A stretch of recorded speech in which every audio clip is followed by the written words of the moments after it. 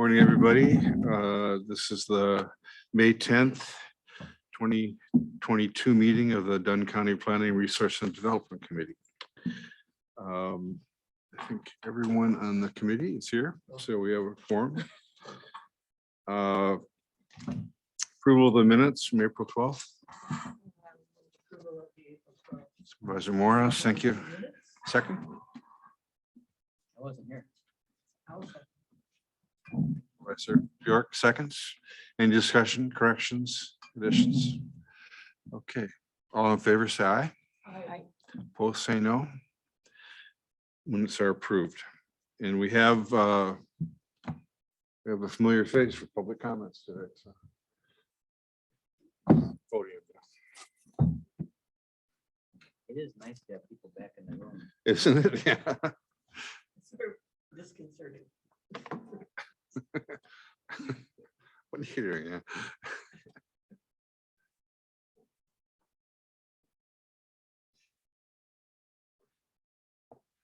I'm here to talk about the health problem in Chippewa County and most of Wisconsin.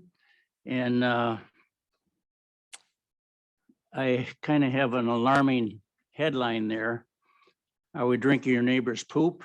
And the question is, the answer is yes. If you live in a housing development with septics and wells and the aquifers under water table conditions. And I want to emphasize that a brand new septic system will immediately start contaminating the aquifer. And 60% of the recharge in a housing development comes from the septic drain field. So that's kind of an alarming to hear. Septic drain field water contains viruses, nitrate, and household chemicals. Nitrate can cause colorectal cancer and thyroid dysfunction. And I want to jump down to the bottom there. Algoma Township, west of Oshkosh, ended all the septic systems in housing developments. And then they had a water problem. So they brought in township water. They could have brought in Oshkosh water, but the township decided to put their own system in, and they provided good drinking water to all the housing developments and no septic systems. They brought in a sanitary sewer system, and I don't know if they had their own or if they tied it into Oshkosh, but they did this to all the townships, and they required all new housing developments to tie into that system. Septic systems are the #1 polluter of groundwater. And if you notice on the bottom there, the Maryland governor in 2011 in his State of the State address said pollution from septic systems was a major problem in the state. And he encouraged the banning of all septic systems in housing developments. And if I moved here about 30 years ago, I probably could have moved into a housing development, maybe Woodland Terrace, Birch Creek, or Cedar Falls. Today, I would move out. I know enough about what's going on in housing developments to realize that I would not stay in a housing development with those kind of health problems. I don't know how many people remember the recharge map that I did in 2005. I used 91 soil types to come up with a percolation rate to the aquifer. And I heard rumors that the map might be outdated, so it's probably not a good map to use anymore. So I contacted the Department of Agriculture and talked to a soil scientist, and he informed me that they do tweak the soils and come up with some minor statements over the years. But he said, my particular map was based on percolation rates, and he said the map probably will never become outdated. And, you know, I look at this map and I feel that the county could use it to control CAFO farms by requiring, you could pass an ordinance requiring all CAFO farms to put their waste on the low recharge areas. And because they generate so much waste, you could make that statement that would still free up the family farms with not having the same requirement. So 2 weeks ago, I was in about 4 newspapers in the area. I'm trying to get the word out because my biggest concern is people living in housing developments aren't even aware of the health problems they have. So I think I was on the front page of 2 of them. And one newspaper called me up and they said, we're getting requests for information. And they wanted to know if I would handle the requests. And I said I would. So I'm getting phone calls and emails to answer some of their concerns about the housing developments. And I'm trying to pursue the television to talk about this because we need to get the word out to the people living in housing developments that this is a dangerous health problem. And what kind of sicknesses happen over the time, I would hate to even think about. So one television seems to be interested in, I will probably continue to pursue it to our elected officials in Madison. Thank you very much. Neil, before you leave, could you just speak your full name and give your address? So Oh, we have- sorry. I'm Neil Cook, KOCH. I live at N7238 520th Street, Menominee, in the township of Menominee. Thank you, Neil. Does anyone have any questions or comments? Yeah, Gary. So you're on the, like Menominee, the town of Menominee? Okay, how's that? So are you on the town of Menominee, town board? No, I was on for 15 years, but I stepped down. Oh, okay, because there was just a housing development out by Baba Link, so I thought maybe you'd have some say on that, but.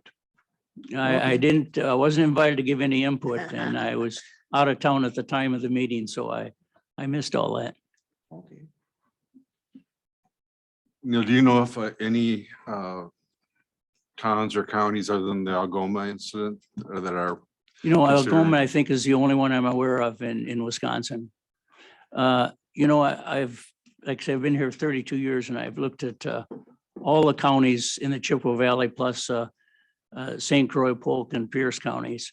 And they come up with reports on their conditions in their county. And each report talks about the problems with the groundwater contamination. And the next 2 or 3 years or 5 years, they do another report and it's getting worse. But no ordinances have ever been passed to do any protection of the groundwater. The only ordinance that were passed was in the town of Menominee and the town of Dunn. They passed an ordinance to protect the groundwater from industries that could come in and contaminate the groundwater. So they took the recharge areas of the excellent, very good, and good and said, okay, these industries cannot be established in those areas. And then they also looked at protecting the recharge to the aquifer. And in Menominee, we have a 30% set aside for a development, and we encourage developers to have that 30% in the highest recharge areas. So that those ordinances were passed in those 2 townships. And I would encourage the county to pass it also because you never know what kind of industry can come into our county. Sand mines was a good example of what came in and surprised everybody and went Chippewa Valley wide. Yeah. Hi, so I'm Monica Barrier. I'm one of the new supervisors. Nice to meet you. It sounds like you've been here before. People know who you are. I don't know who you are. I was wondering if you could just say a few words about your background, your credentials, things like that. Okay, well, I went to UW-Madison and majored in geology. And I then went to work for the U.S. Geological Survey in Washington, DC, South Carolina, and South Dakota. And I became a hydrologist. And I spent most of my career working the hydrology in those areas, but the geology was a major part of that study. Okay, so you're not just some guy. All right, got it. Thank you. Pleased to meet you. And now I'm continuing as a volunteer here in Dunn County. Great, thanks. So, Neil, as you probably know, we're planning on doing a sort of baseline survey of wells in Dunn County. Do you have any, as we're planning on doing that, do you have any I think it's an suggestions? excellent idea. I've encouraged the infrastructure in Washington DC to send money to Dunn County to do something like that, so we could learn about what's going on. And I also encouraged the infrastructure to send grant money to eliminate the septic systems. And I've talked to the state of Wisconsin through our representatives to do the same thing. Analyzing the wells to determine what the water quality is, I think is a very good step forward. Anything else, anybody? Thanks a lot, Neil. Very much appreciate your work.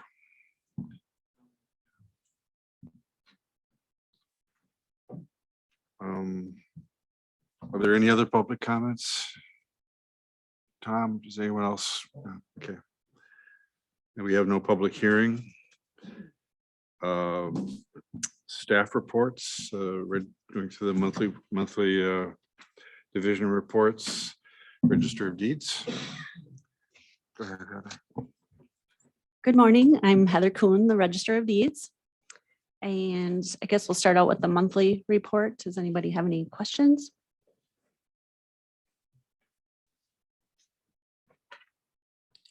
I did some research and gathered some information about those transfers having a value of $1 million or more. And the majority, so there were 6. And the majority were commercial properties, although there was one transfer that was $1,300,000, and it was ag land. It was a farm just north of Menominee off of 25. And it was probably about 60, almost 70 acres, it looks like. So that was $1.3 million. The others were mainly commercial and Denmark area. that wasn't the actual owner, but that's the surrounding land. Yep.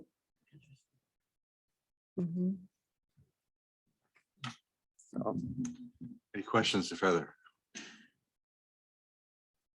Okay, thanks a lot.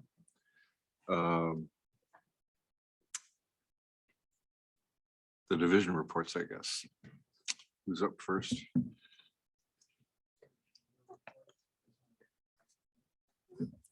Oh, annual reports, sorry. you're just Slap fine. me or something here. No, that's also in your packet, my annual report, which I'll be sending over to Nick for the county board next. I'll be presenting it or submitting it for county board next week. But again, just asking if there's any questions or any clarification. For 2021 information, it was probably the highest revenue that I've seen. The total gross receipted at over $1 million. And of course, that's mainly due to just the high values of real estate and also just the amount of documents that we were recording for 2021. A lot of refinances. And that's of course what drives our revenue. So But Just one question. Mhm. So I see you have a couple part-time employees. Do they want to go full-time or are they happy? I mean, sometimes it's hard to keep an employee if you can't give them full-time work. Yeah, we've lucked out with the staff in our office because at the time we weren't allowed to have full-time positions, or we weren't hiring for full-time positions. And Dawn Andrasco had worked in another department at the county, and she moved into our office, and the 30 hours worked great for her. And Lori was 20 hours a week, and she would like more hours. But it actually worked out for her. She had a young family at the time. So we really lucked out with the staff that we've had, and that they were willing to work part-time, and it worked out for their schedules. And both of them having a lot of experience when they came into our office. So we really lucked out, but that is a thought in the future that maybe we would look at, increasing one of the positions to full-time, but nothing current. Mhm. Anything else? Okay, thanks. Thank you. 6C, Environmental Services Department Monthly Division Reports.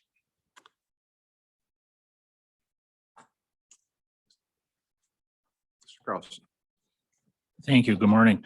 I don't have anything to add other than what was in my report here, mainly just statistics and budget information. As you can see, I did give a presentation at the university, was asked to come down and speak on the duties of our office. These were juniors and seniors in the construction program at UW Stout. So it was about a 2-hour PowerPoint presentation. A lot of good questions were asked. Honestly, I could have spent 7 or 8 hours there. So the thought is that this would be a recurring event, possibly every year with the students. So it was not only good for them, but also good for me as well. And I think it was good PR for the county, just explaining what we do and answering questions. So yeah. Sounds great. Any questions for Tom?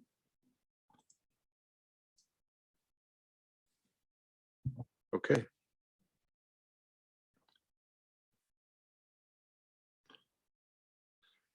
Planning and zoning. And do you have any comments you want to make or thing you want to draw attention to? Hi, everybody. I don't have anything to add unless anybody has any questions.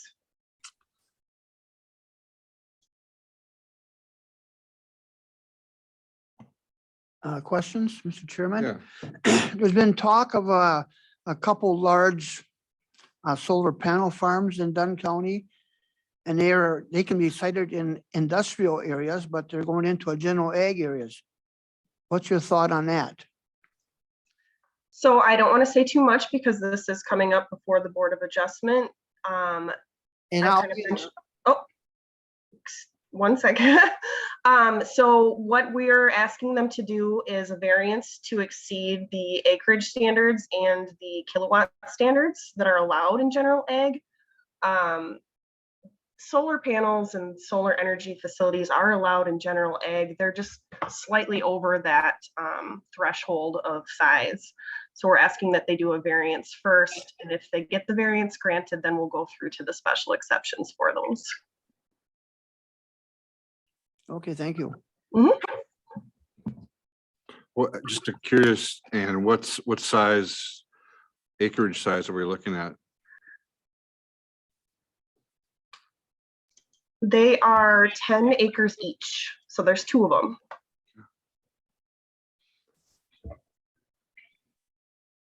Okay, anybody else? Questions? Okay, thanks, Ann.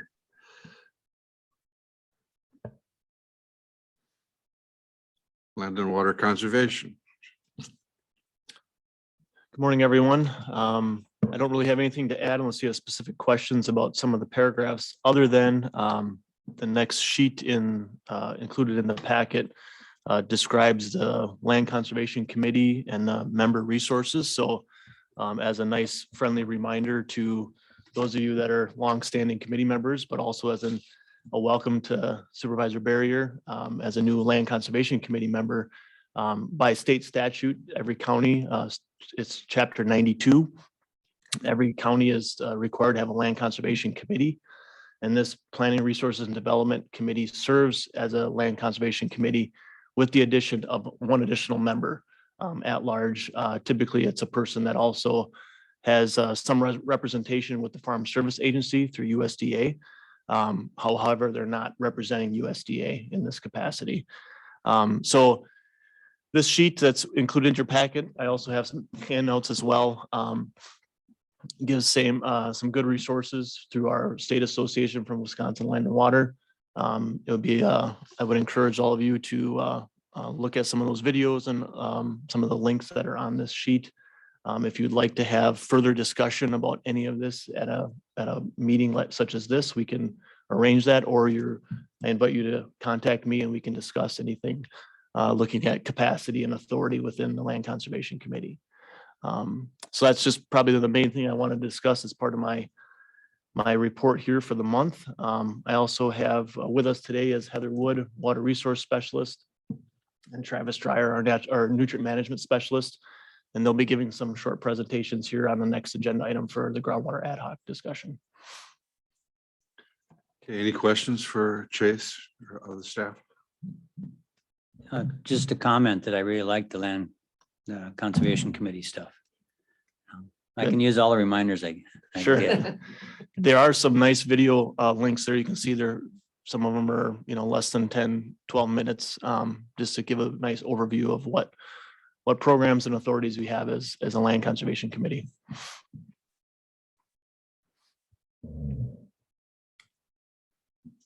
Okay, thanks, Chase.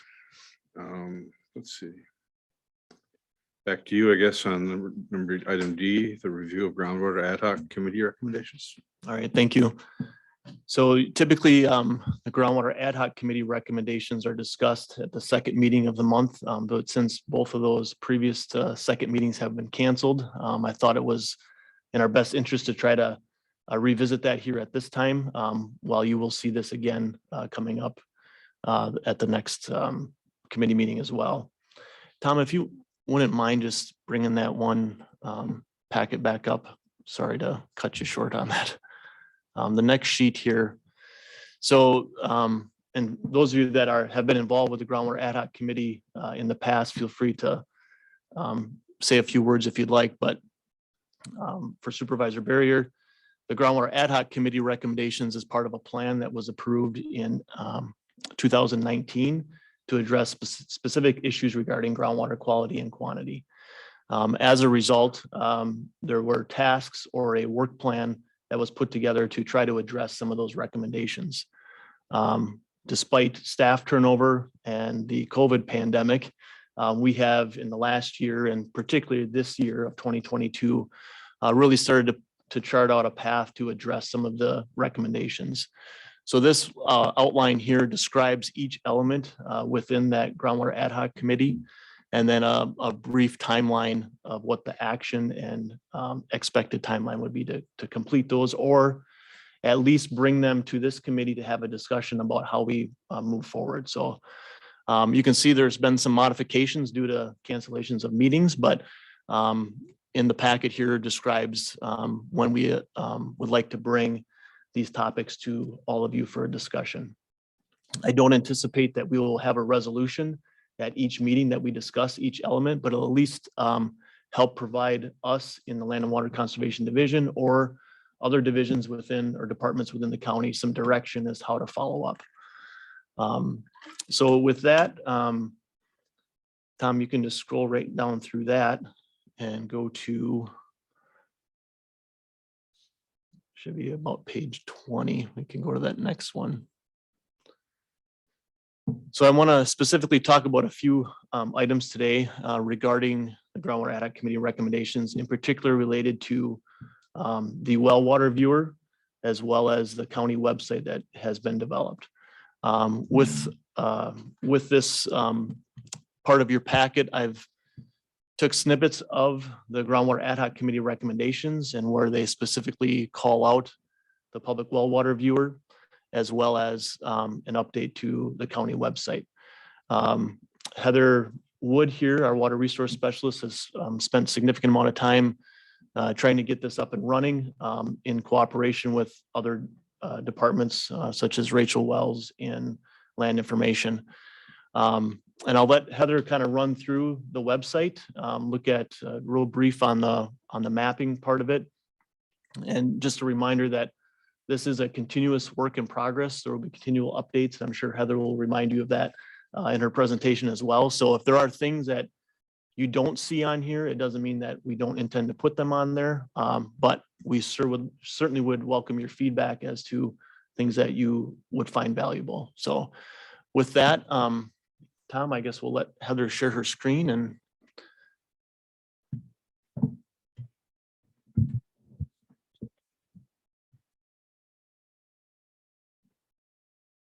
There we go.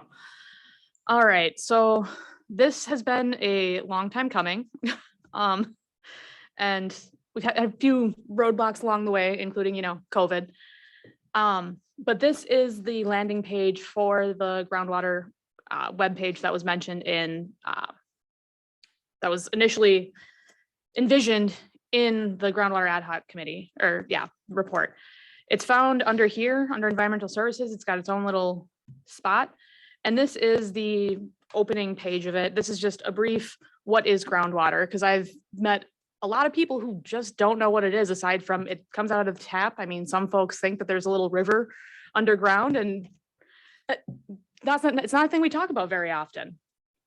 On the right-hand side here, we have a sidebar to a bunch of external helpful information. There's some, DNR has a lot of really great information that we link to. There is the basic statute of groundwater law in Wisconsin. And then we've, of course, partnered with public health on a lot of these things because it's not just a land conservation problem. So it links to their stuff. And then, of course, the DNR well compensation grant program. That's primarily focused on E. coli and that sort of thing, but it's still important information for people. Down here, we have 2 buttons. That's one of the things that, as Chase mentioned, it's still a work in progress. We do plan to add a groundwater quantity page to it. There is, I want to say 8 right now in the southeast, primarily in the southeastern part of the county. We operate these sensors called well intel sensors, and they are groundwater level monitoring, and they're continuously monitoring. There's been a couple of kinks in that I need to get worked out with the contractor out of Milwaukee. And we want to get that smoothed over before we start having a public facing page with the groundwater quantity stuff. The well testing information page, this is just a pretty basic what you can get where. And again, we've had conversations with the health department. We carry well kits for CTL over in Colfax, UW Stevens Point, and then there's just a list of other certified labs that folks can go to. CTL is a private lab, and so we generally encourage folks to go the UW Stout route, but I understand that some people just like to be able to drop off their samples, so that is a thing that we carry for folks. The county does not pay for any of those samples. It just is kind of a convenience factor. Now, in the groundwater quality section is kind of the meat and potatoes of this whole thing. This is, get ahead of ourselves. This is, I tried to focus on things that impact groundwater quality. There's a lot more than just land use. Land use is absolutely a super important part of what influences our groundwater quality. And that's why over here we have a page dedicated to it. And this is just a breakdown of what land use looks like in Dunn County. There's some map applications for that. So this is based off of federal data available, publicly available data, what the land use looks like in Dunn County. As you can see, it is primarily ag land. I know, shocking. So down here, kind of a breakdown. We recognize that in the state of Wisconsin, 90% of the nitrates found in our groundwater are coming from ag land uses. And I know that that's not a super popular fact, but it's just, it is what it is. Septic systems do have an influence, but I can't really fully quantify if that's the full 10% or it's just part of it. Over here, we have things that you just can't control. So things like soils, bedrock type, and there's maps within the county in each of these, location in the landscape. And feel free to just explore these at your leisure. And then down here is the thing that Rachel up in Land Information has built for us. Agree. This is a sort of disclaimer saying that you're not going to be able to pull individual property data off of this. And that was done by design. I understand folks want a certain level of privacy. So this is by town. Close that. And then you can zoom in and it'll break down by section. Each section, you can select it and see where you're at, the number of samples available, and what the minimum, maximum, etc. That wasn't a great one to pick because there was only one sample available. I promise there are some that have more than one sample available. There we go, 38 samples. And so this gives us kind of a snapshot of what each section looks like. And this is one of the things that we plan on using for our sampling effort when we start fleshing out the details of that. So this is, you can go through, it's fully interactive. And the data is continuously updated as we get new data. So when we do the countywide effort, we plan on collaborating with Stevens Point, and all of that data will be input into this application. Whenever somebody uses a public lab, at a certain point, Rachel pulls that data from the public labs that's available, and then it gets updated in the background. Gosh, a year or two ago, I did some work, and the folks up in Colfax did an individual sampling program. They got us the data. All of that data is included in here. So this is ever evolving, ever changing, and updated as data becomes available. If you have any questions, I'm happy to go into some of these tabs. Otherwise, like I said, this is all publicly available. This is a public facing site now, so feel free to explore at your leisure. Any questions? Mike? You want to go first, Diane? Sure. Heather or Chase, are we gonna do some public education about this, its availability, how to use it, et cetera, et cetera? That was, of course, part of the ad hoc committee recommendations is public awareness. And this is an awesome and an awesome resource. Right. This is one tool that we have available. It's great. It's forward facing. I've actually had some conversations with folks in the public. I did a presentation, gosh, last fall for the town of Colfax, and we kind of told them about this. I'm doing a similar presentation for the town of Dunn next month, actually. So we've been kind of boots on the ground. COVID is complicated talking to the public, and so we're getting the word out the best we can. I would add to that, part of the ad hoc recommendations was that educational campaign. And I think what we've discussed internally and looking at whether we need to do one or maybe 2 times a year, have some sort of a public forum regarding groundwater quality and quantity, just to put out the latest and greatest information that we have or refreshers of information. So we have yet to schedule that. But there are a number of events that we have coming up this year. Some related to the Red Cedar Demonstration Farm, farmer-led watershed efforts, townships. So if any of you represent your townships and would like to have Heather or myself or both come give a presentation, we certainly will be able to reach out and try to promote this as well. So for the time being, it's gonna be kind of word of mouth and when we have those opportunities, but we do intend to have some sort of strategic forum, if you will, in the future. Good, thank you. Now this is a little bit, it's by section so that we can't identify individuals, but the county actually has all that individual information that you could look at. Is that correct? We have aggregate data that hangs out in the background, and Rachel is kind of the master of that data. But we do have access to individual data to some extent. I can't necessarily speak to the level of detail that we get from, say, the Stevens Point lab, but we should have a spreadsheet with all of the individual aggregate data available. So how does that fit in with open records law? We're still navigating that. Okay. I would say that, yeah, public records requests in other counties have for this information. It depends on Corporation Council's typical opinion of it. But right now, the way it's designed is that we could provide information regarding public records requests. We want to be specific, review the specific request as to what it is for, try to narrow down. Is it a township? Is it a section? When you start getting into countywide data, then it's a little more bit of an undertaking, and we'll certainly be working with our Corporation Council as to if we were to get requests for that. But as Heather mentioned, in some instances, some of this data is provided through public labs, such as UW Stevens Point. And we may not necessarily have that individual homeowner's data sheet from when they took that test. So there may be another layer of public records requests that would need to be had. Just to expound upon CTL, the Colfax Commercial Testing Lab in Colfax, we're encouraging people to test their water, no matter where they get their water tested from.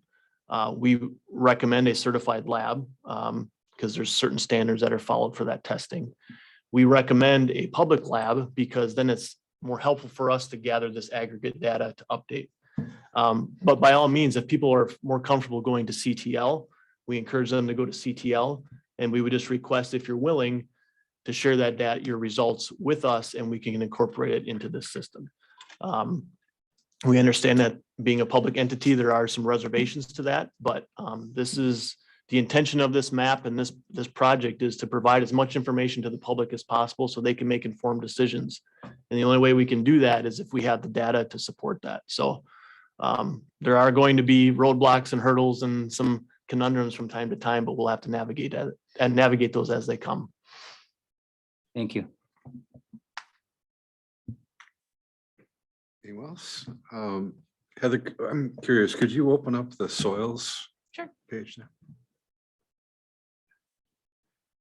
So with this one, I mostly went with, there's a whole number of variables that we can use to explain soils. And some of them you'll end up with lists that have 500 different types. People don't want to read that. I mean, there are soil scientists that don't want to read that. And so I stuck with one of the more easy to understand ones. And when I worked in the private sector, this is the same variable that I would use to talk about watershed scale projects, which is the hydrologic class, which soil scientists might argue with me a little bit, but this is a simplified version. It is basically how fast that, like Neil mentioned, the permeability, how fast water gets through that soil. And so your sandy soils, the stuff that water just jets right through it, is going to be classified under A. And your clay soils, where they just kind of where it just kind of hangs out on top, is going to be classified as D, and then a whole area in between. I didn't put any graphics on here. I know it's not super pretty, but there are a couple of links down here. There is the county-wide hydrologic soil classification map here. And this is important to remember that this does change from time to time. So this is recent as of, I want to say 2015 or 2021 is when I made this. So this is the most recent data that I had in November of last year. That could change next year. It usually doesn't change, if a soil is classed as an A in 2021, it's probably not going to be a D in 2022, but it's important to remember that natural systems are constantly changing. And so for the most updated data, folks can go to this, and this is put out by the USDA. You go in here, and this is called the Web Soil Survey. And this is where you can see not just the hydrologic class, but all of the other different things that make soils, depending on what you're looking for. So we'll just zoom in, and you can kind of see, we'll go here.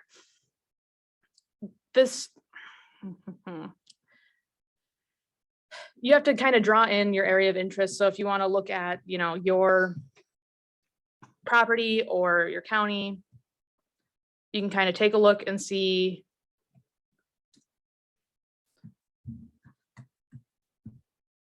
what that looks like for Dunn County.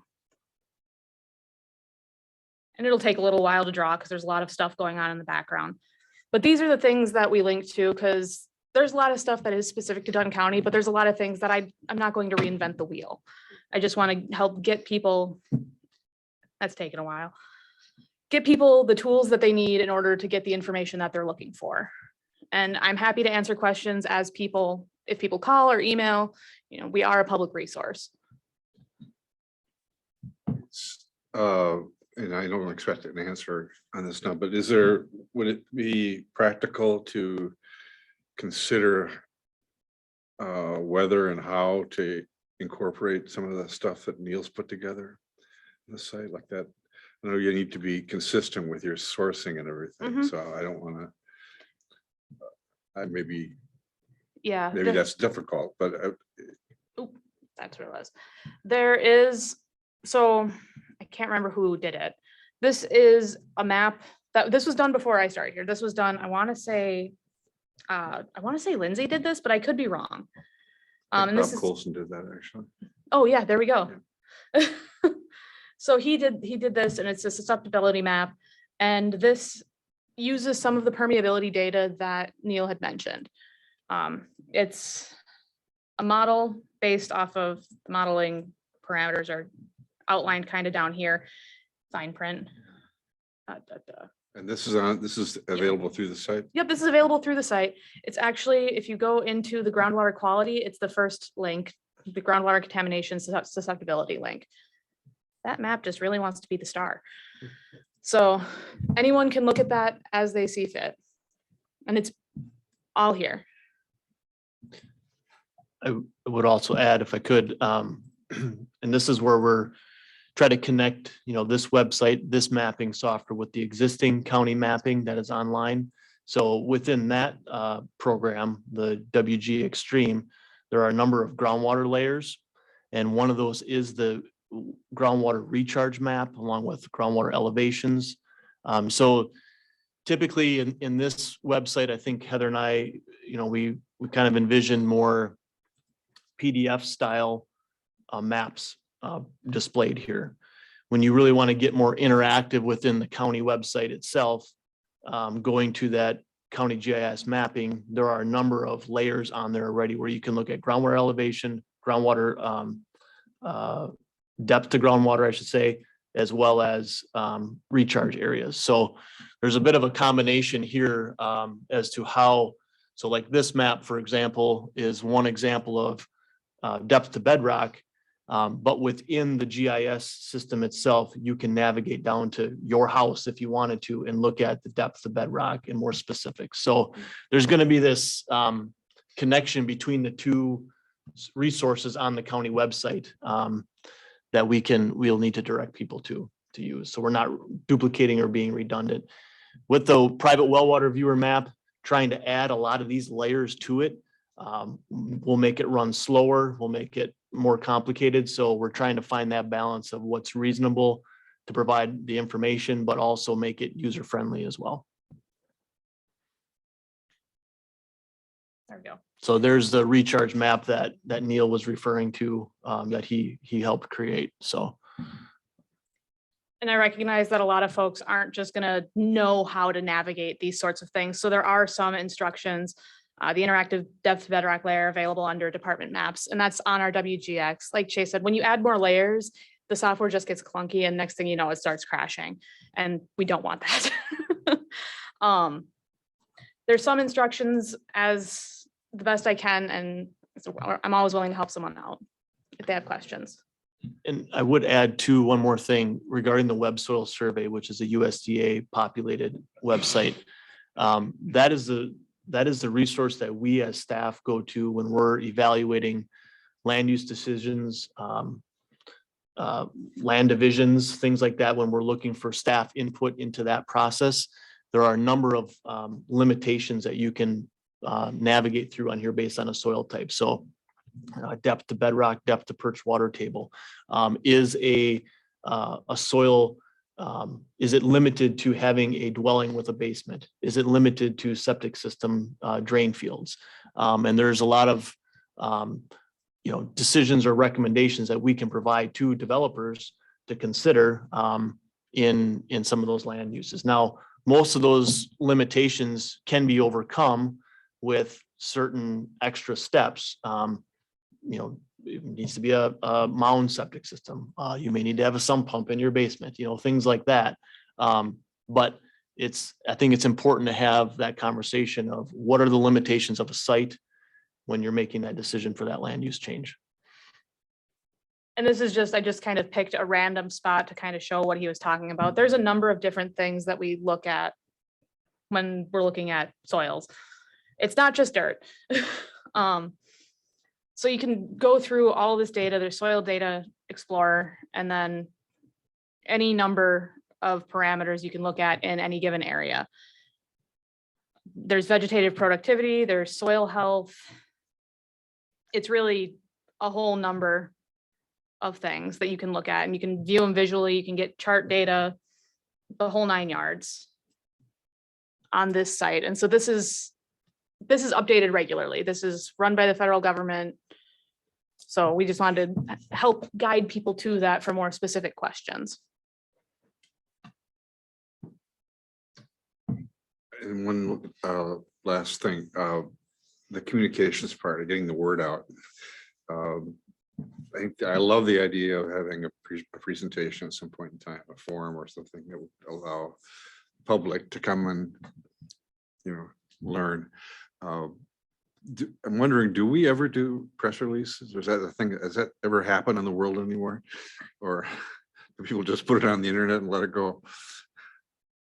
Yeah, no, I think press releases happen. Yeah, I mean, that's something to consider. Yeah, if you reckon. So at the CRT meeting yesterday, Community Resource and Tourism, we discussed the need for, Monica's on that committee with me, we discussed the need for the county to have a communication strategy overall, because there's so much misinformation or lack of information that goes out, and we really don't have that. But I think our committee is going to look at that and make some suggestions. But I really like the idea of the forum or the public presentation.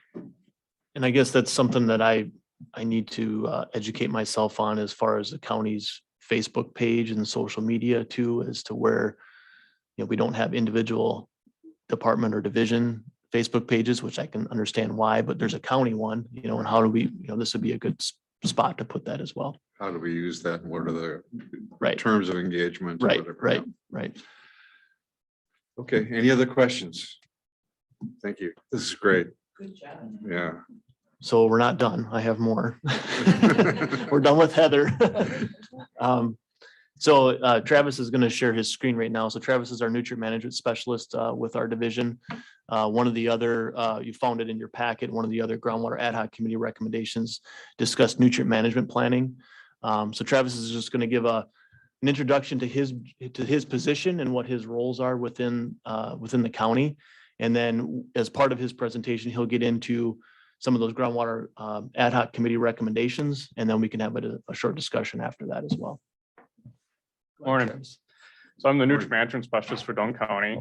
In a nutshell, I'm the one that's working directly with farmers to help them figure out what they're going to put on their grounds for nutrients.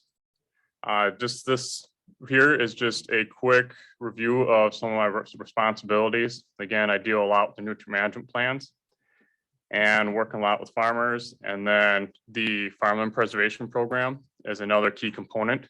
Those three things all tie right together nicely with what I do.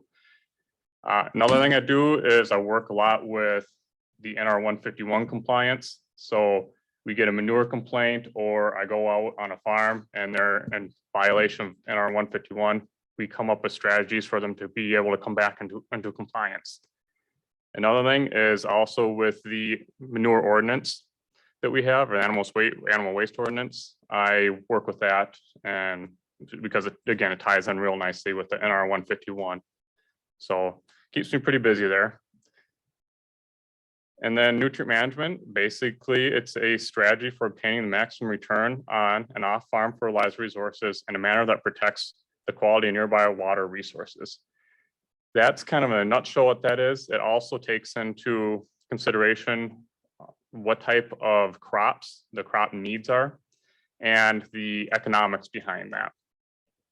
So another thing we work with a lot with is nutrient management plan and SNAP Plus. SNAP Plus is the program that the Department of Trade and Consumer Protection has approved throughout Wisconsin to use. This is their meat and bones of determining if the nutrient management plans are in compliance. So it has lots of different components to it, but it basically takes an assessment of all the farm nutrients, whether it's being produced on the farm or coming off the farm, and determines where to best place them.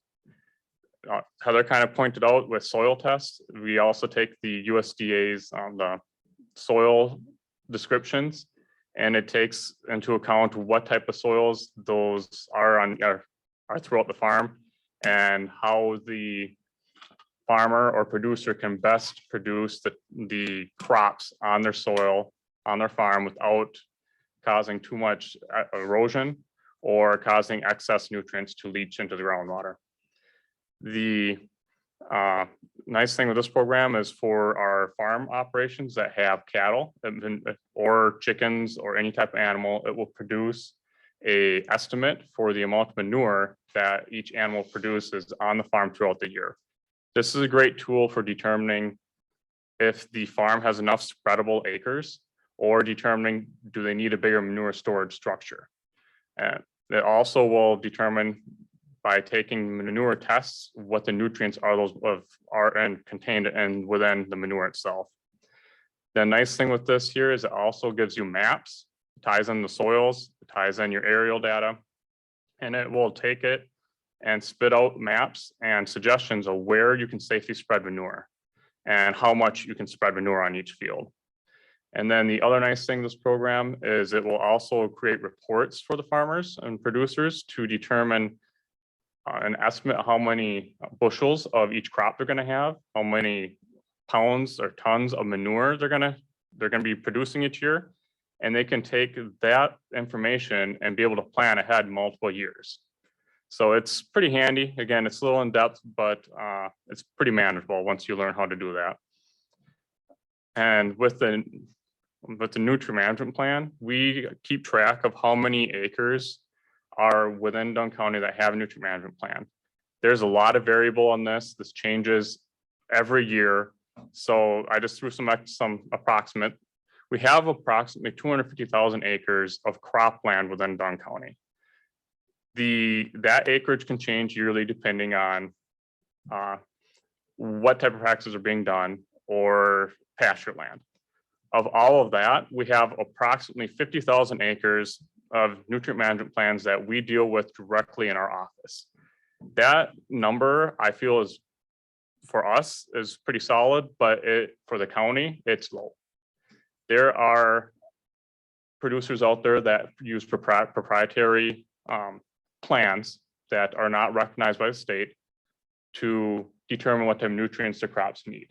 There are other producers out there that do follow the SNAP Plus, but they just don't turn their plans in because they aren't required to by law or by our zoning. For you to be required to turn in a plan to us, you have to be a CAFO operation, a confined animal feeding operation, otherwise be required by the animal waste ordinance. So if you have manure storage, or you're in some sort of program within our office or possibly our partner agency like NRCS. So again, there's a lot of private people out there that have plans that they're following of some sort. We just don't have the data. We are currently trying to work with area producers to get more of these plans. I'm also in contact with our agronomy services to try and get more plans into our office. The issue we run into with that is it's proprietary and they don't always like to give you the data that they have for licensing issues and for competition.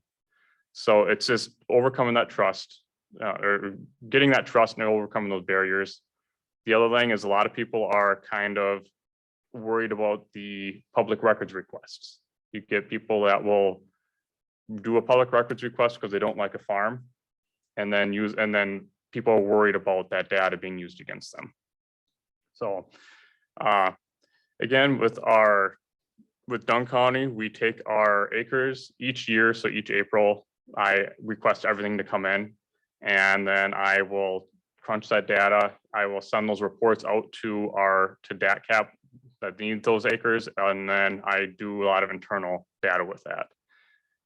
For promoting the nutrient management plans, what we've had a lot of success with is we partner with CVTC each year to teach a nutrient management plan class. And this class here will teach producers how to write their own plan. And this puts most of the control within the producer's ability to be able to handle everything. This is a great way for producers to know exactly what's being done on their land. And I found that they are more responsive to, oh, well, I'm putting too much nitrogen on my field, or too much, especially this year, people are realizing that they have so much fertilizer on the ground and their crops don't need it. And then with higher prices, they figure out, hey, I can drop my nutrients by X amount and be able to come out ahead yet. So it works pretty good with that. We do a lot of word of mouth. As Heather's out in the field, myself or other staff members, we let producers know that we have nutrient management plan options for them, or that they need to have a nutrient management plan. I try to send mailings through at least four townships each year. And they're just general mailings, just to let people know, hey, we're here, and let them know that they do need to have a nutrient management plan per state law. But so that's another thing we do. We also apply for funding through DATCAP every year. Where currently we get about $20,000 of funding for nutrient management plans. The $20,000 is used to help create a nutrient management plan, and the DATCAP's rate is $40 an acre. So it's roughly about 500 acres of land we get funding for a year for nutrient management planning. Another great tool is using the Farmland Preservation Program. For those that are not familiar with that, it's basically a program with the state. If you sign your farm up for it, you have to have a nutrient management plan. You have to follow all the guidelines within NR 151. And to document that, you have to have a nutrient management plan. In exchange for following that, the producers and landowners that are in this program get a tax break. And depending on where you are and what type of zoning there is, you get $5, $750, or $10 an acre income tax credit each year. That's a great program. The only problem is we are only able to do this in Grant, Wilson, and Lucas townships. It's due to zoning and due to what we call an agricultural enterprise area. I can get in a little bit that more detail later, but so right now we're just limited to those three townships unless the landowners in the county or the county itself decides to adopt more zoning or get into the program more in depth. So, and then what can Dunn County do to promote additional coverage? One thing that we need to do is continue applying for this funding through DATCAP. That is a big source of money for us, and it's a big incentive for us to be able to offer producers this money to be able to offset the cost of producing these plans. They are fairly expensive to complete. Another thing would be continue to work with CVTC to educate farmers and producers about the value of having a nutrient management plan and having the class itself. And then we also need to work with landowners and the DATCAP to create additional agricultural enterprise areas within Dunn County and adopt agricultural zoning. Again, this would help us be able to put the ability for landowners to have income tax credits on their property. So we had some recommendations from the Groundwater Ad Hoc Committee, and one of them was increase the number of cropland acres within Dunn County each year that are covered by a nutrient management plan by 10%. So ATCAP 50 specifies that landowners must receive a bona fide offer or cost sharing before they would be required to have an NMP. This is written directly into state law. What that means is for us to require someone to have a nutrient management plan, we have to offer them this We have to offer them cost share. Current rate is $40 per acre. It's a one-time payment. In exchange for this, us giving them that cost share, they have to have a nutrient management plan on their land in perpetuity. So to be able to complete this, we would need additional funding to accomplish this goal. The county is currently receiving about $20,000 a year from DATCAP and cost share funds. We could bump it up to about $40,000 a year at some point, but we are in competition with the other counties within the state. So every year we apply, some years we could apply for $40,000 and we could only get 20. So it's always kind of in flux with what the competition is each year. Another recommendation was to implement nutrient management plans on 10% of crop or 100% cropland of pasture land in Dunn County within 10 years. So Dunn County approximately has, again, 250,000 acres of cropland. We have approximately 50,000 acres with an active nutrient management plan. An active nutrient management plan is considered as a nutrient management plan that has been updated within the last 4 years. And that's your average crop rotation. So to do this, the Land Conservation Division will need to get an additional 200,000 acres of nutrient management planning. To do this in 10 years, we would need to have 20,000 acres per year. At the $40 an acre rate, we would need $800,000 in funding from somewhere per year to complete this goal. It's a large goal. And then we also have to convince the landowners and producers to get a nutrient management plan once we get this funding also. But it's doable, but it's going to take a lot of work. And then another recommendation was to educate and inform all producers that a nutrient management plan per state statute is required for all fields receiving nutrients or manure within 12 months. So to do this, all cropland in the Dunn County would need to be recorded and owners and operators need to be notified. So we'd have to come up with a general list from somewhere of names, addresses, all the contact information to reach out to all the producers within the county. It's doable. It's just that we need to figure out where we can get this list from. An idea would be work with Farm Service Agency, because all producers have to report or are supposed to report their acres to the Farm Service Agency every year. So that agency would have the records. The issue would be getting the records from them. For privacy reasons, it's a little bit harder. It's a federal government. So we'd have to most likely be very specific and submit a Freedom of Information Act request to get this data. So it'd be doable, I think. We'd have to get the ball rolling and know exactly what we're asking for. And then some of these requests, we would have to offset the costs of staff time to do that. So additional funding outreach would be required. And funding for the outreach, there's various different ways we could do that. We could, various different ways. So we could talk about that some other time too. And then the other thing would be additional staff hours. We would definitely need to have additional staff hours allocated to complete these goals to be able to meet them on time. And a lot of farmers in our area and producers like to meet face to face. So that is another thing that we'd have to consider is a lot of our drive time, a lot of actually meeting face to face with these producers and talking with them one-on-one. So, and then on the tail end here, I just threw in some basics of the Farmland Preservation Program, because again, this is something that I work with a lot, and this is a really good way to get more nutrient management plans on the ground within our county. So the main goal of farmland preservation is to preserve agricultural land within the state. To do this, it creates incentives for conservation compliance, which I spoke about a little bit before. If you're in the program, you get to claim an income tax credit every year. And then it also teaches and shows farmers how to use their land in a way that would be economical and sustainable. And then it provides additional tools of support for the farmers and the local economy. So this map on the right there is currently all the areas that are eligible for farmland preservation program right now. The blue area is our town of Grant agricultural enterprise area.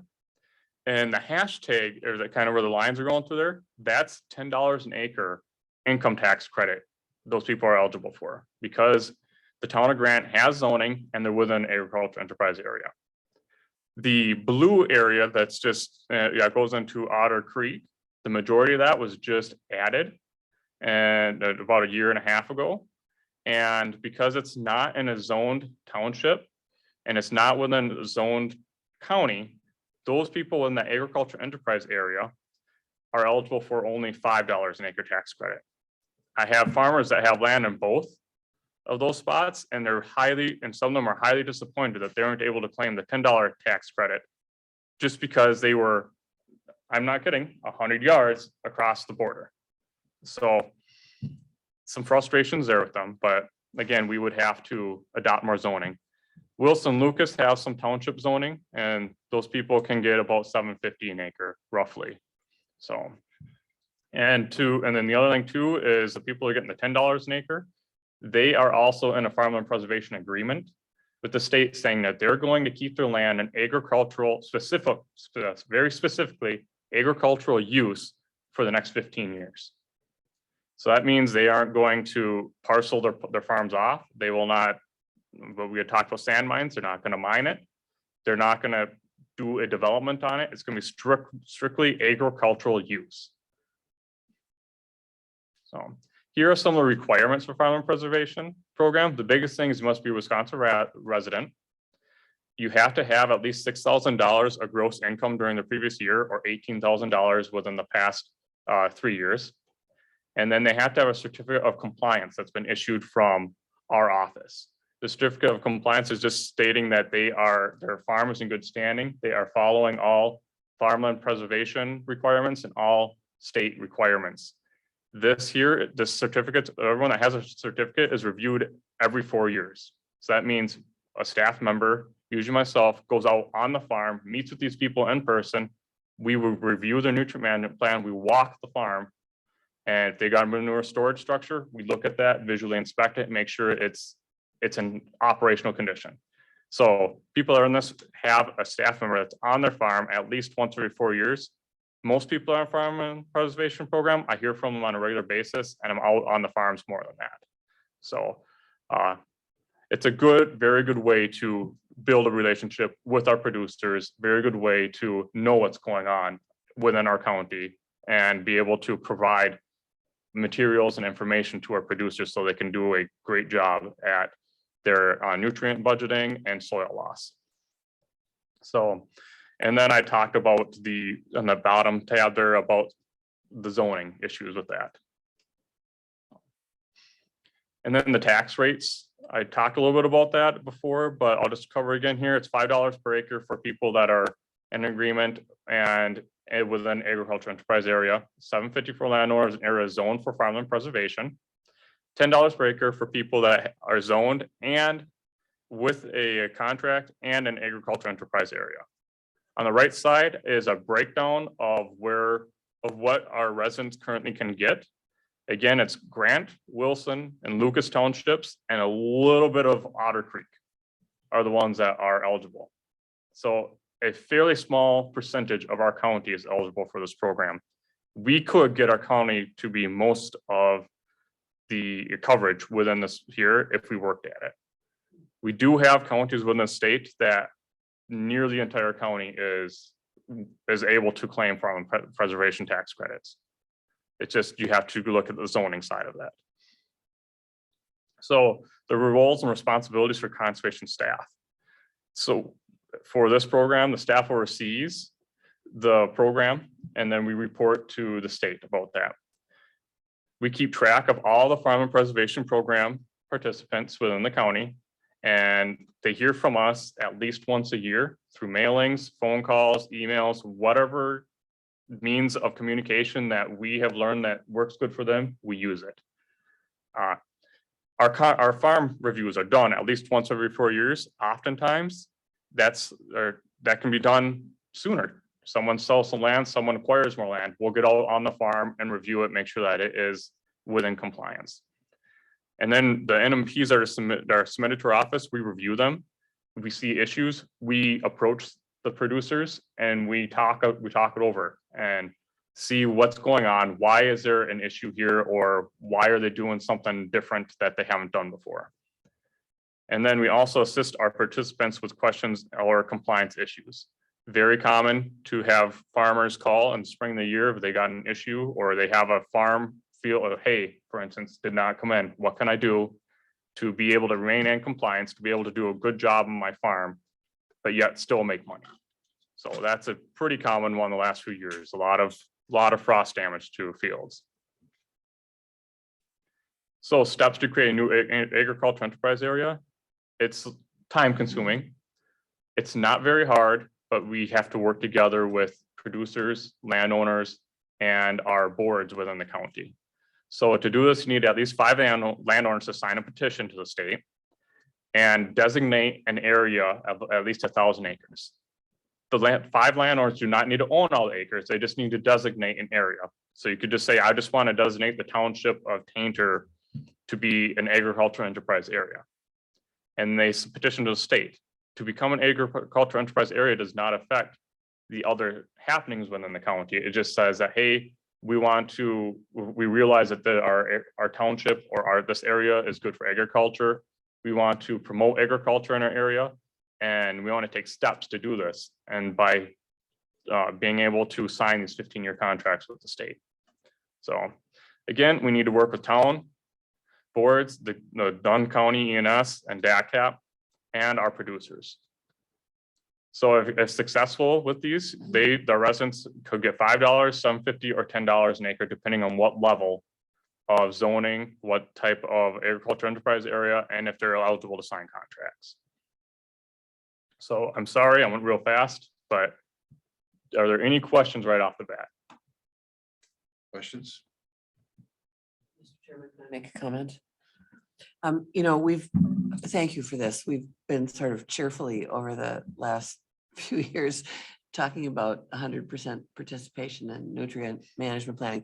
This is the most concrete presentation that certainly I have ever heard about the impediments to that, which are pretty significant. So thank you. Thank you very much for this. It was extremely helpful, even if a little bit disheartening. I do think we can definitely do a better job. We can definitely get more nutrient management planning on the ground. It's just going to be a bit of an uphill battle. And we just need to come together and be open with our producers of what's going on and why we want this nutrient management planning. On a personal, I see a lot of pushback on this just because people don't like to be told what to do. And my most successful is getting out on the farms, talking to these people, building a trust with them, and then specific going into details, talking about, okay, how are you determining what your nutrients are? How are you operating your farm? Okay, you got soil loss going on here. What can we do to fix this? And just little baby steps to improve operations on the farm. You build that trust, and then a lot of times the people will come in, hey, what is this nutrient management plan you keep talking about? And then you can come in and talk to them. Hey, you can save a lot of money by knowing what type of nutrients you're putting on the ground. You can save a lot of headache by stopping erosion that's occurring. You can also plan ahead multiple years. This year's been a great example with some of my producers, especially new ones that just gotten into nutrient management planning. Fertilizer prices right now are astronomical. They are sky high. And the people that had plans were, especially people that wrote their plans and knew what they're going to be doing the next few years, they are by far ahead right now. And what I mean by ahead is they ordered their fertilizer, they ordered all their nutrients, and they didn't order excess and they didn't under order. They ordered just the right amount to what they think they needed. And they did it ahead of time and were able to get the prices at a lower price. The people that didn't do this, the people that only ordered half their fertilizer, and now we're ordering the stuff in the spring, are seeing the value of having a plan to be able to develop this. So again, it's education. I do think we can get a lot more nutrient management planning on the ground. We just have to work, and we're gonna have to work hard at doing it. I just have a couple things to add. Nice job, Travis. I think when it comes down to the cost share requirement, the bona fide offer of cost share that Travis referenced, that's going to be largely the majority of the people that we work with. There are, Travis mentioned our ordinance the Ag Performance Standards ordinance that was adopted last year. That is a tool to basically implement or administer the increase of nutrient management planning in the county. However, unless they're getting a permit for a manure storage structure, we have to still offer cost share. If they are a CAFO and getting a permit through the state, they're required to do a nutrient management plan without being offered cost share. But those are those mechanisms where you would not have to offer cost share every time. Otherwise, we're going to have to offer cost share, especially when we get into enforcement actions. So Travis's approach, and I think the general sentiment within our division, is that we want to build trust and build relationships with our landowners so that it's their idea to develop a nutrient management plan because they see the benefits of it. The implementation is going to be 100% times better than if we're out there saying you have to do this plan, because all that's going to happen is that plan is going to be written, it's going to be put on the shelf, and then they're going to go continue to do what they want to do. So when we get into those situations, and we are in some of those right now where we're pursuing enforcement for some of the ag performance standards, that is a tool as well. But in the majority of the times, we have to offer that cost share. So when you see counties in the state that have 75, 80, 90% coverage of nutrient management planning, a lot of that is due to the participation in the Farmland Preservation Program that Travis just described. We don't have that option currently to drive nutrient management planning based on exclusive agricultural zoning. So we have to fall back to the next thing is either enforcement of our ordinances or providing that offer of cost share. And that's where we get into the $800,000 a year, to cost share that, which is not realistic. I would say though that in the last year, Travis has done a good job at promoting nutrient management planning. We are in a position right now where we don't have enough money based on the requests that are coming into our office for nutrient management plan cost share.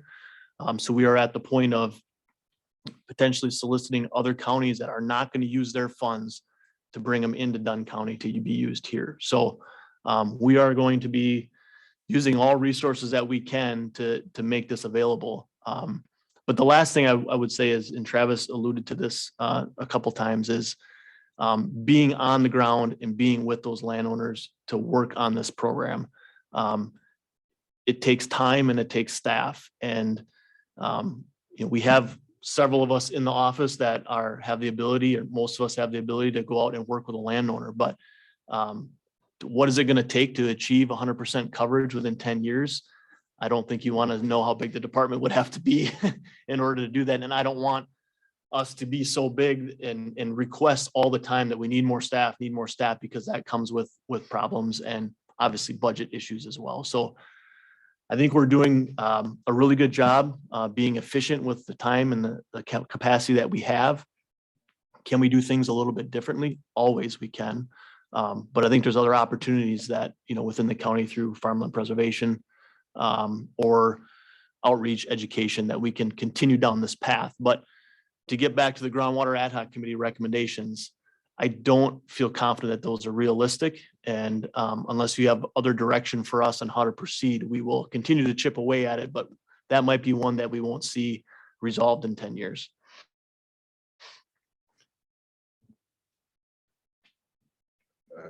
I love Travis's description of $800,000 a year and 20,000 acres is doable, but challenging.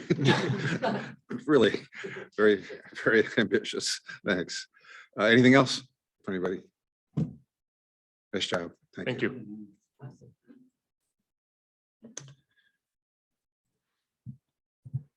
That all, Chase? I think that's all we have Okay. for Yeah. discussion now. Okay. So. I guess we'll move on then to 8E. Ann is homesick today. Actually, the whole week, I think. But has offered to try and do this, even though she's not feeling well. So we'll be easy on you. Ann, are you ready to lead us through this? Yeah, I'll do the best I can. I am quite ill. But I appreciate everyone making accommodations so that I can still do this. Tom, is there a way for me to take over or does that not work? Sure. Do you want to share your screen? That actually won't work either. Never mind. I'll just let you can we work together to go through this? Yes, I'll try and keep up with you. Thanks. All right, so we can just move to the next slide.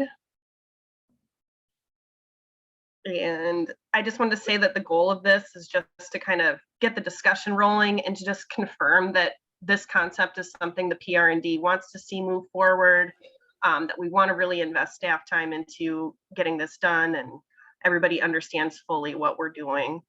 So right now, just our goal today, we're at the concept review stage. Each of these are not going to be a single meeting. We'll bump a lot of these together, but just so we can move along and authorize or reject this project. So let's go to the next one. Next slide, please.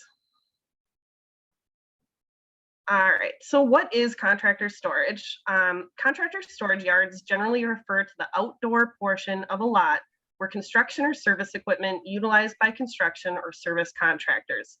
So typically it's tree trimmers, roofers, construction companies, electrical, maybe HVAC. Sometimes you get some lawn and pool care. I would try to describe it generally as it's kind of a holding place for a business to locate some of their materials, but they're not actively doing the work on the site. And then next slide. So what do we have in our ordinance right now? So to answer that, we have contractor storage yard listed as a permitted principal use, and that's within the limited commercial district. And I just have this kind of shown here. That's all it is. It's just listed as a service and it's permitted. This is the only place in the ordinance that shows up right now. We currently do not have a definition for contractor storage yard either. Let's go to the next. So here I kind of pulled some definitions that are used in counties that are nearby. I'm not going to go through and read all of these at this moment, but they are pretty similar. But you can kind of see there are some small differences. Some of them kind of call out screening or specifically what they are as far as, like a construction site would not need this permit. Next slide. All right, so I kind of just wanted to illustrate, we have, different general zoning districts, residential, agricultural, industrial, commercial. Starting from the left, we're going to have more conflict with this use. Going to the right, industrial and commercial, there's less conflict and probably less need for this to actually be called out. When we look at residential, we might want to consider not actually allowing contractor storage yards as a special exception, or maybe we do allow them, but they must be an accessory use. I think we have been discussing agricultural zoning for these contractor storage yards. We should probably think about whether we want to include those in just general agricultural or also in PA or IA with more of these intensive ag uses. All right, next slide. So further consideration, how does contractor storage align with our future goals in the county? There is potential for conflict, as always with anything that's kind of a new use or a special exception. I mean, that's, hold on one second, sorry.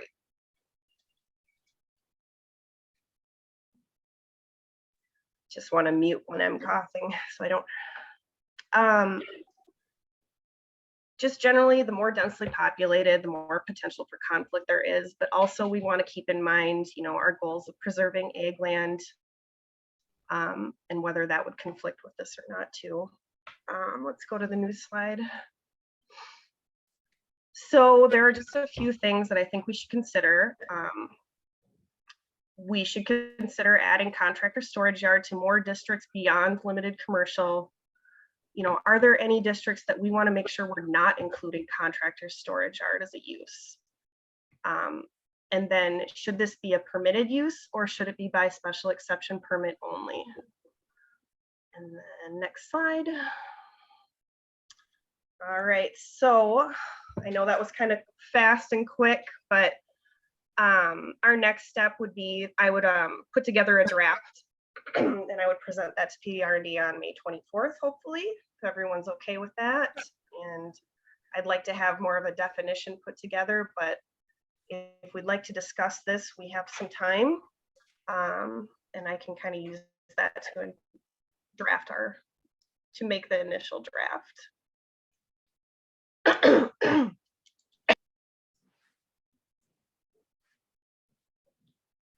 Okay, that's the end of the presentation. I don't know if we wanted to do some discussion or how Tom would like to proceed.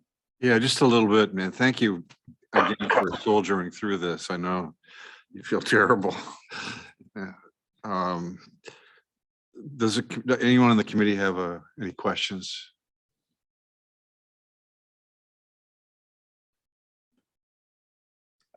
Is it the feeling of the committee that we would like Ann to come back to us with an initial draft to see if we want to look at it? I guess that's my feeling too. I don't see anybody objecting to that. So, and if you can, you think the 24th is a doable date for an initial draft? Yeah, it is. I guess I was looking for a little bit of feedback, but if nobody has anything, I guess I'll just go with my gut. Okay. We do have some feedback, or maybe. Well, I see the questions you have here, and it's a great presentation. I like the way you put it together. Things that we might want to talk about right now to give her some direction. Would we want to do this in any residential zoning, for example? Do we want to exclude, like she said here, intensive ag or primary ag? I mean, do we want to, does anybody here, any of us feel we have a direction there that we'd like her to look at? What are your thoughts, Mike? I'd keep it out of the residential. Yeah, I I agree. mean, that's why we have a problem right now. That was an issue that we confronted Right. quite recently. Sorry. That we confronted quite recently. That was R2, was it not? Right. Yeah, shouldn't be there. And Supervisor Bjork, I'm curious how you'd think about having something like that in intensive ag or primary ag or ag. What's? It all depends on the size of it. If it's a very small area, it's no problem. It's no problem, but it all goes by the size of it, but I agree, it shouldn't be in residential. And, but general ag is usually general ag and residential, that's what GA is. So then you get into the residential part of it. People want to be out in the country for their 4 or 5 acres, whatever, so it's not quite as bad as a housing development or strictly residential, but, how many like residential areas do we actually have out in the zone townships? It's usually just general ag. There's some housing developments, but it should be some distance away from there, So if it looks like we'd want it as a special exception, then if you're saying something like that, rather than a permitted use. And like I said before, I wouldn't want to see any kind of hazardous stuff out there stored, because most of it would be equipment, lumber, whatever, just wait and go out on the job site. That isn't quite so bad. And maybe some kind of screening should be part of it too. I just wanted to say absolutely. Thank you so much. This is exactly what I want to hear. I think we can address some of those things with standards. We could say certain types of screening are required, maybe, you know, a distance from residential structures nearby. You know, we could have it in GA, but not R1, R2, or R3. But yes, I think those are things that we definitely can address. And by definition, this is storage, not actual business operations. Is that how you see it? Exactly. So they're not really operating on the site. I mean, they may have maybe a small office in their garage or something like that where they're doing paperwork, but you know, employees aren't doing work on site. They're typically coming to the property sometime in the morning, they're loading up trucks, taking off from there. Or in some cases, I imagine that there really isn't any activity occurring. They're just generally using this as a place to store equipment that maybe they're not using actively, things like that.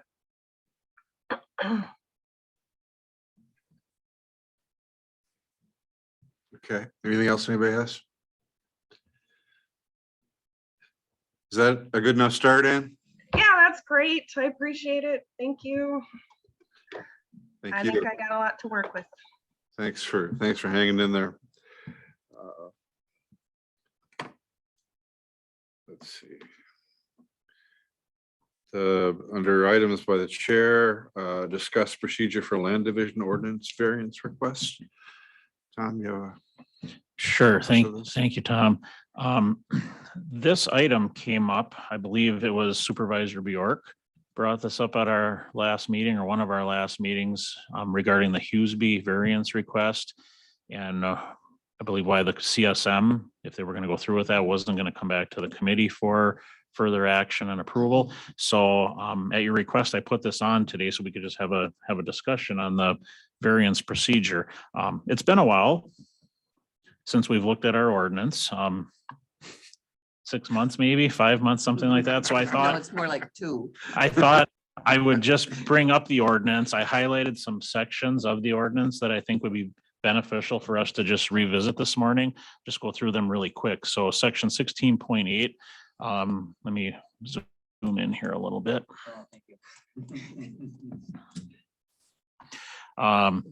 So 16.8 talks about the role of the PR&D committee, this committee. So the PR&D committee shall be empowered to ensure proper administration and compliance with the provisions of this chapter, conduct hearings, meetings as necessary, approve, conditionally approve, or deny applications under the terms as set forth herein, set fees and adjust them from time to time as deemed necessary.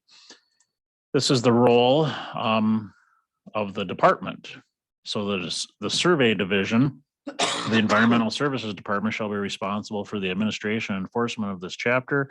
Subdivider shall submit necessary copies and applications, applicable fees to the department. Copies will then be circulated to the appropriate agencies for review and recommendation concerning matters within their jurisdiction. Next, I'm going to jump up page 11 here. So this is the certified survey map section. And under item 3, it says certified survey maps required by this chapter shall be reviewed and approved prior to recording.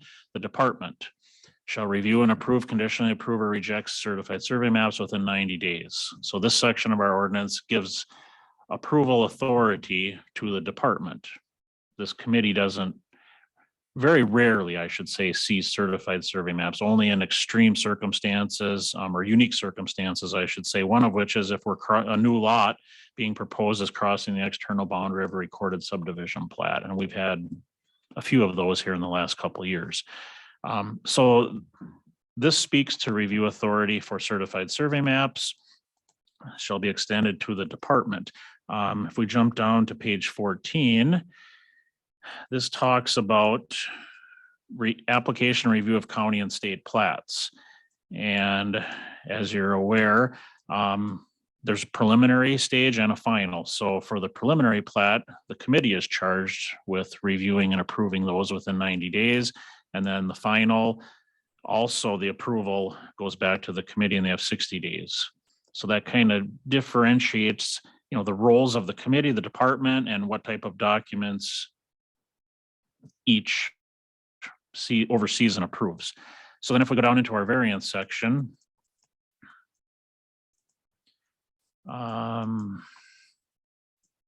And I'm not going to read the whole thing. Just bear with me here. So here's our variance section, and I'm not going to go through all this. I think we're all aware of all the standards, the procedure that has to be followed, application fees. Item number 6, I think, is noteworthy. For all approved variances, a notation shall be placed on the plat or certified survey map stating the nature of the variance granted and the date of approval by the committee. So again, the committee is tasked with hearing the variance request and evaluating and acting on all of those. But they don't actually, according to our ordinance, approve the certified survey map that may be the outcome of the variance request. And I'm going to just use this as an example. I'm trying to think of a parallelism here I can draw between what we're talking about today and perhaps zoning. So you may remember this was a rezone request in the town of Tanner, just behind the Tanner Town Hall. So this individual owned a certified survey map here that was R1, another certified survey map lot down here that was GA, and their neighbor here, whose property is owned R1, wanted to obtain, let's just say, an acre of land here, combine it with their property, but we have blended zoning, R1 and GA. So to accomplish that, they petitioned for a rezone. This committee approved that, went on a county board, and the property's been rezoned. Of course, the map isn't reflected yet. So just presume or pretend this is R1 here now. A certified survey map hasn't come in yet, but when it does, combining this little piece here of R1 with another piece now, it's not going to come before this committee. So I'm using that as kind of an analogy here. This committee approved a rezone request, but they aren't going to even see the certified survey map when it comes back. Same thing with the Hughesbys. They came in the town of Weston, requested a variance of a certain standard of our ordinance. This committee granted that. Their certified survey map hasn't come in yet. I don't know when it's going to come in. Maybe it never will. But the fact is, when that map comes in, I'm not going to be bringing it back here to this committee, just like this certified survey map, when it comes in, won't come before the committee again. So does everybody understand that? I guess when Nick and I drafted the ordinance, that's what we had in mind. The committee would hear the variance requests. The department would still handle all the approvals of the final maps, with the exception of plats. So now if that needs to be changed, or we want to open that up for discussion, that's why we're here today. But I just thought I'd kind of give you a brief overview of the ordinance, how we're applying it, and what's adopted right now on the books. And if Nick has anything to add, he's certainly here too and can speak on this, or maybe I missed something. No, I don't think you missed anything. This is the way that we've been doing it, and I wasn't at the meeting, and so Tom asked me to come today, and I can be available to answer questions as corporation counsel. Is the committee interested in reviewing all certified survey maps now? They're like, what, 100, 120 a year. We can amend the ordinance to accommodate whatever you want.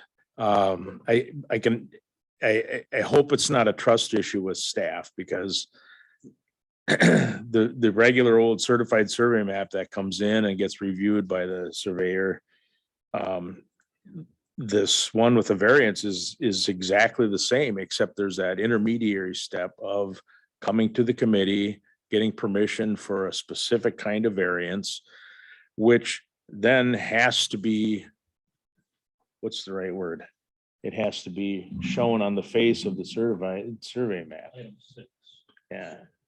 It has to be Acknowledged. Yeah. Notation. There you go. A notation has to be placed on the map that's consistent with what the committee approved. And that's all. I guess if you have suggestions or, specific requests relating to ordinance language, let us know and we'll get to work on it. Why don't we, Gary, can I ask you to explain your concern? Because here, a couple of years ago, we came up with a concept plan so people could come in and talk to the staff and see if it's feasible without spending a lot of money on a certified like survey map. Just, they come in and see, hey, would this work or not work? But my concern is if they come in with a concept, maybe it's only a very rough drawing and we approve it. How close does that have to be to the final CFM before it's approved? I mean, or does the final approval like go with you, Tom? Well, in the Hughesby's case, they asked me right out. They said, do we need a survey, Tom, before you can take this to the committee? I said, this is the first one. It's kind of a learning experience for everybody. I said, my professional opinion, I really hate to have you spend $1,000, $2,000 on a survey that there's no guarantee the committee is going to approve. I can give you my thoughts on this. I think the committee will approve it, but you're placing a lot of trust in me. And I hate to have you spend all this money. I said, why don't you come in? We'll pull up an air photo. You show me roughly where you want these boundaries. We'll determine approximately how much area is in there. And keep in mind, the committee is going to base their decision on this sketch. So I think we had left it at 3 to 4 acres. I tried to leave a little wiggle room in there in case when the surveyor comes out, they may want to adjust the line a little bit. So I thought if we left it within an acre or so, 3 to 4 acre range, show the boundary, show the physical features, bring it to the committee approved it. When they come back in with their map, as long as it's between that 3 to 4 acre range and generally substantially the same configuration as the sketch we provided, then both Ann and I would go ahead and approve it. If they came back in with a 13 acre CSM lot, well, hey, this isn't what was approved at PRND, and I would not be approving that. I would be bringing that back to, if they were adamant and said, no, we changed our mind, this is what we want now, well, hey, we're going to have to take this back to committee because it's not in substantially the same form as was presented and approved. So, does that answer your question? I'm trying to save them some money, but yet accomplish, That's the idea of it, but do we have to have some standards in on the concept plan? I mean, some small standard, just, hey, you gotta be pretty specific of what you really want. That's a concept is not really a detailed one. You know what I mean? But like you said, within a certain parameter, fine, but how far off does it have to be before you feel uncomfortable? Yeah, I know what you're saying. I mean, the alternative is they have a certified survey map prepared or hire a surveyor to do, not a full-blown CSM, but enough field work that it's more than me sitting at a computer digitizing an air photo. And I don't want them to spend the money either if it's not going to be approved. Right. But just, that's my only concern was that we're approving something that was kind of vague, because concept is just an idea, but it doesn't have it meets some bounds.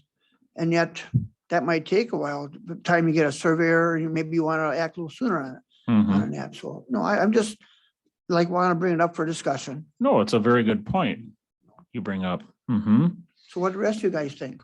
Michael? Well, I was thinking about what you're saying there, and when someone brings it to us, we can say, there's not enough information. That's true.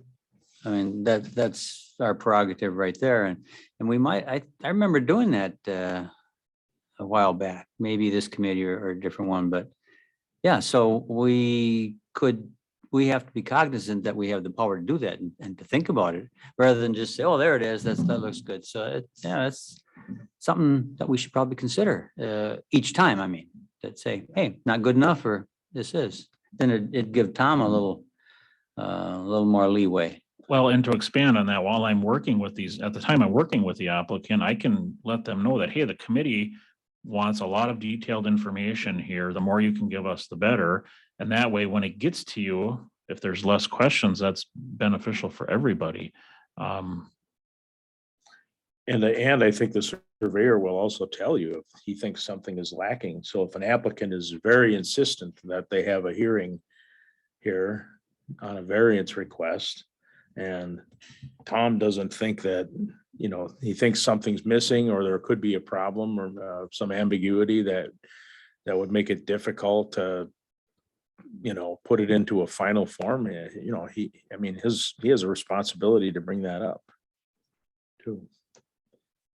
I mean, I think the process can work really good because there's going to have to be definition provided in order to make a variance request. There's going to have to be enough there so that you can understand it. And as Supervisor Kinnear noted, if there's something missing, you can tell them that. And then if the surveyor, once the final map comes in, I think the surveyor can look at it and say, this meets the expectation of the committee and the grant of the variance and approve it, or this doesn't meet the expectation of the committee and I'm not going to approve it. You're going to have to start over again.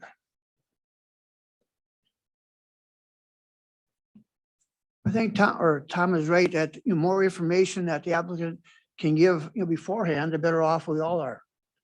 So I think that's a good idea. So thank you. Thanks, Gary, and thanks for Tom and Nick. Any other questions about that topic? Okay. So I had put on one last item, I guess. General discussion about topics the committee would like to address in the coming year. But I just think we need to have more on our plate. And give staff a little more to think about after today's meeting, especially when I realized that we're not going to be worrying about anyway.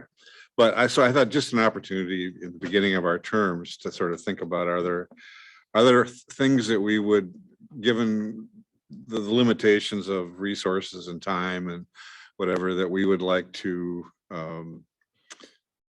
plan to take a look at or take some possible action on over the next year or two while we're all still here, hopefully. So I'm just kind of opening it up. I mean, I have some thoughts, but I'm wondering if other people have anything. Mr. Chairman. Yeah, this is going to come out sort of unformed, but the roles of the BOA and PR&D sort of vis-a-vis one another, I feel like we at least ought to talk about it. I mean, there's an issue, but just understanding. At one point, we were getting information about what requests were coming before the BOA, which was sort of helpful. But I'm sort of thinking about something more in depth, if that's possible. Yeah, and that was one of the things on my list. It seemed like there's some clarification of that. Obviously, some of that's going to fall on you, Nick. But it seems like we Just something else. take a look at it and this is confusing. And we're all getting questions about stuff that we don't know anything about. Well, it's something that Paul and I started to talk about just before he left. Maybe some more county board involvement or approval of Board of Adjustment outcomes. I'm not sure, that was just one of the things that we talked about. It's on my list. I know that. I'm still trying to get things off my list yet. But you just added a few. Last month. It's been 2 months now. Yeah. It's on my radar screen as something that we need to talk about. We do have the contractor storage, and we've got some other adjustments. And as surprising as it may seem, Tom and I have already started to find little things that need to be refined in the land division ordinance. We thought it was so good. And little fixes. But it's on the list of things that we need to address.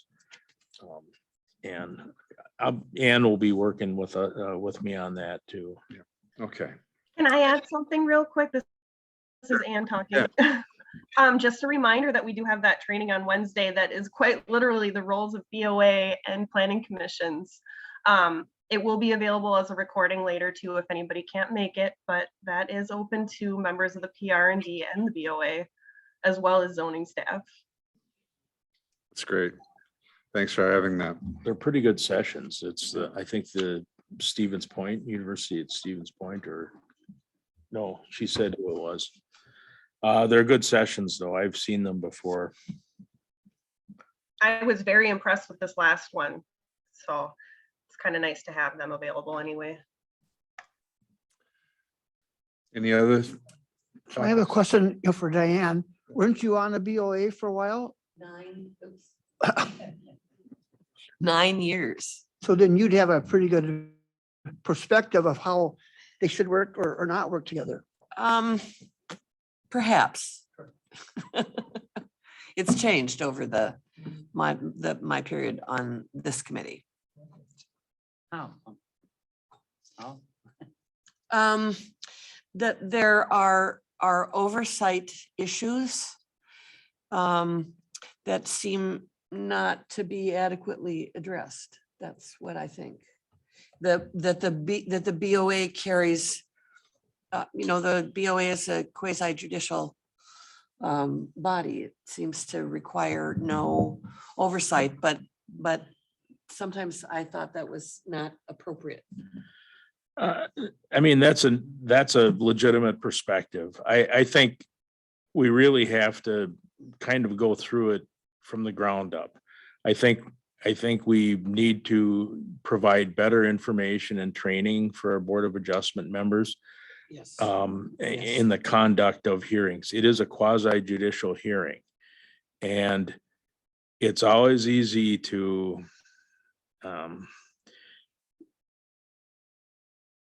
the practice that you employ it's easy to be a little more relaxed when issues aren't, overcharged with passion and socio-political motivations and so forth. And I think what's happened, honestly, is that the Board of Adjustment, there's been some turnover in it, and we've gotten new citizen members, and we haven't kept up with training the way we should have. And in combination, we've also had relatively not very complex issues that have come before them. And so they haven't been hotly contested. The burden of proof and persuasion has not been real high. And they seem very kind of straightforward. And I think we've just gotten to a point where we really need to make sure that our members have good training. We need to look at, the decision-making, the final authority for it. There are some aspects, there may be some kinds of decisions that the Board of Adjustment makes that should be approved by the county board in much the same way that a rezone request is, some not, and maybe some, but it's just something that we're looking into. But I think there are a lot of areas that can be addressed to make it a more efficient body. May I, Mr. Chairman? Yeah, I just to pile on, I think the issue of training for Board of Adjustment members is critical. Yeah. I think that, when I certainly came on the Board of Adjustment, I don't recall that we ever really had an orientation to county zoning. Yet there we were making a special exception and variance requests against something about which we knew absolutely nothing. Okay. Other ideas? That was one I was going to mention. Another one is kind of on the back burner, simmering away. But some of the questions about agricultural entertainment, zoning, and maybe finding time. I mean, this puts a lot on Ann. And I don't want to be aware of that. I'm not sure we all want to be aware of that, but we really do need, I think, to step back and take a look at the ag entertainment issues and see if we're all on the same page. So, I have one more, if I may, Mr. Chairman. Yeah. Anybody else? Go ahead. Hmm. I understand that the comp plan is in process, but I would like us to come back and take a look at it. I mean, one of the presumptions that I think Mr. Colson put into the comp plan was that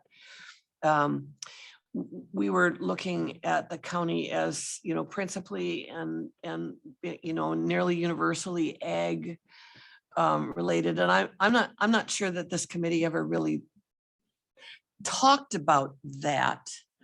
So it's sort of looking at the comp plan in totality, and I would like to spend some time doing that. It would help Ann, I think. It would certainly help us. I agree. Maybe that's enough, huh? Yeah, the only other thing I was gonna add to that is, I think I agree with you on that. This whole water quality thing and rural subdivisions.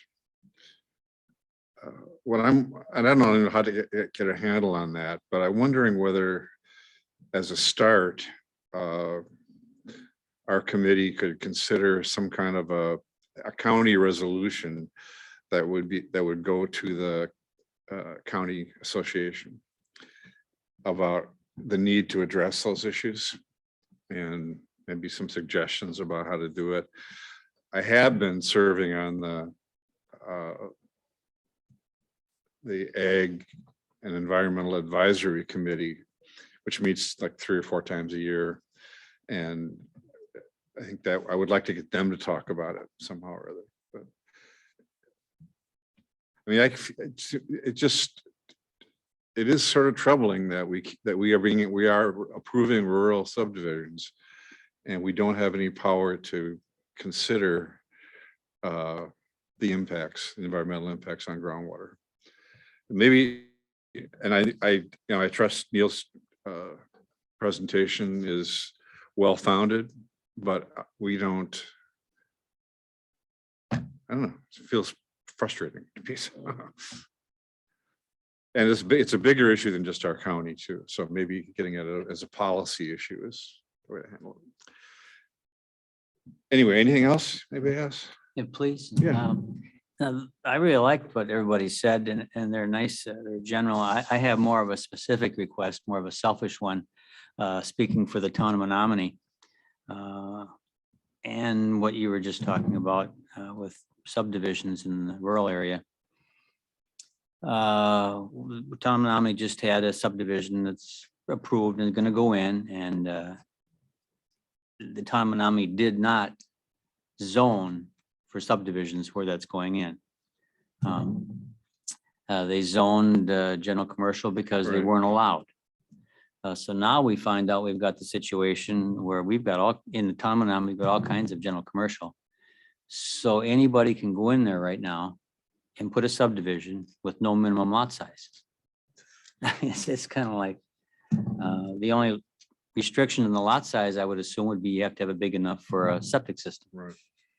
To fit, or 2 septic systems. So I would like to go revisit that 2017 revision, which was probably 10 pages of revisions, and look at that, because there are 10 townships, I think, that have general commercial in them, or limited commercial, it doesn't matter.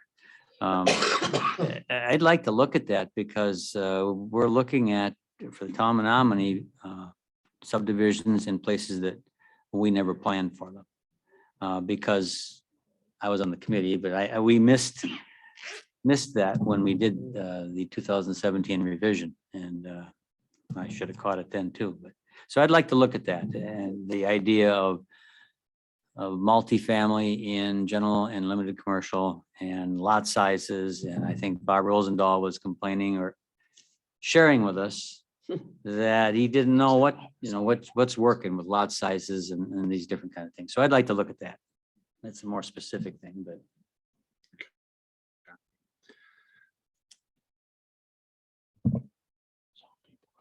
So 4 meetings a month?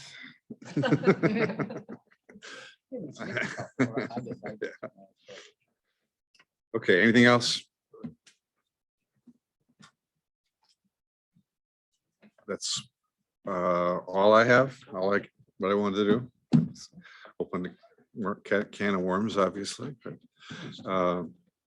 okay, thanks, everybody, and we'll adjourn the meeting. Okay, and there's 10 pieces of cake over there. We got 8, 9, or 10. That's just perfect if anybody wants.